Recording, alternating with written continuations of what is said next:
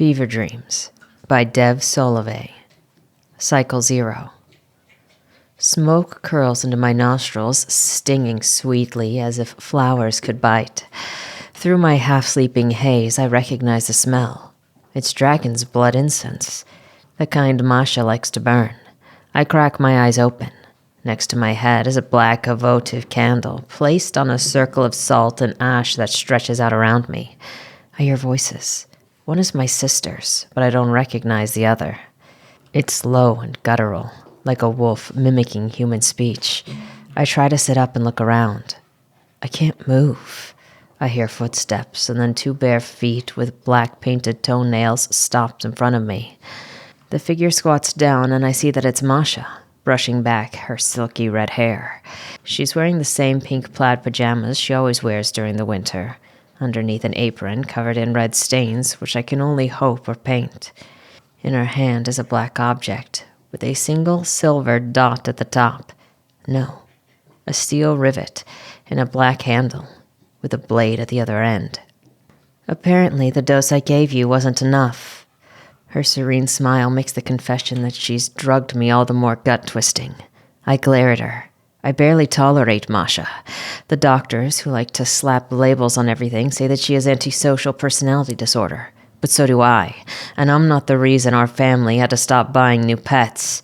My sister is a psychopath, plain and simple, and I'm not afraid to tell her. I try to do so right now, but all that comes out is a faint groan. I would give you more if there were any left in Mom's stash, Masha says. I'm not too worried about it, though. She adjusts the knife in her hand, a glimmer of grim delight in her eyes. At least this way, I get to see what you look like when you feel it. I try to swing at her, to shout some kind of insult, but all I can do is twitch and wheeze. Oh, shh, Masha says, putting a finger to her lips. It won't last longer than a few minutes. A switch flips on in my head. I'm a deer on an opiate highway, and the glint of candlelight reflecting off her blade is a pair of headlights speeding toward me. The truth that Masha is going to murder me finally sets in. If I don't do something, I'm going to die. Blinding pain ripples out from the left side of my stomach, the cold metal slicing through my flesh and exposing my organs. The stroke is slow and calculating, making it all the worse. A sound that should have been a scream escapes my laden lungs. Finally, my tongue moves and I wheeze. Stop. The ritual ends when your blood runs cold, Masha replies sweetly. Don't worry. I haven't cut any important arteries yet. Her frigid finger gently lifts my shirt higher.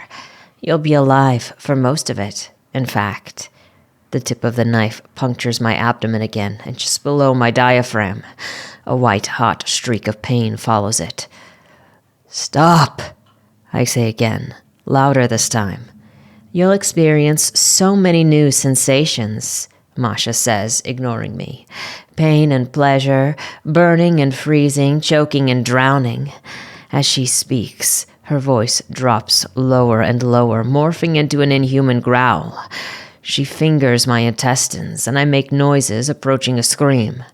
Euphoria that only the most radiant of gods can feel. Despair beyond the mortal suffering. I finally manage to move my head, and she notices, staring back at me with black eyes. Her face starts to melt, revealing the blood and bone beneath it. Such angelic agony. Washed in sparkling rivers of tears and blood. Oh, how I envy you, Theodos. Finally, I scream. I scream for help again and again, hoping someone will hear, my parents, my neighbors, anyone. She finally clips an artery, and the blood rushes out of me in throbbing waves, taking my consciousness with it.